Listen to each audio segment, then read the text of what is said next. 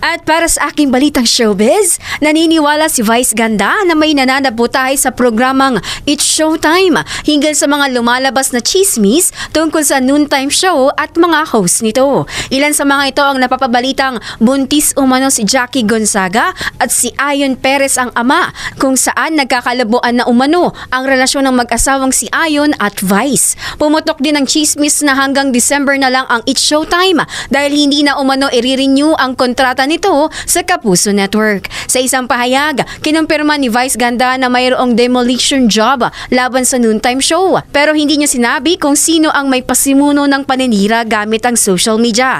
Anya may masamang intensyon ng mga taong nasa likod nito para subukan ng team o nakawin ang mga trabaho ng mga host ng It's Showtime. Dahil anya marami lang pinagdaanan ng buong team kung saan pinatatag na sila ng panahon.